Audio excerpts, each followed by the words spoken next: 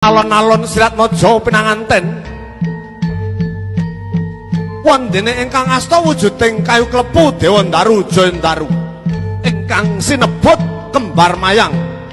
pinangka sarana dauping pinanganten kembar wus ngarani padha mayang iku kembang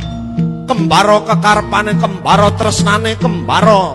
alon-alon saya caket saya cetha saya cecak saya ngalelo Siratmaja pinanganten ingkang samya umiring tindak alon-alon ingkang ngasta wujuding pisang sanggan pratandha pasrah bongkokan tumangkeping pisang raja raja wis ngarani ratu sageta minunjul pepindhaning raja Tawi Nalendra Agung Binathara pasrah bongkokan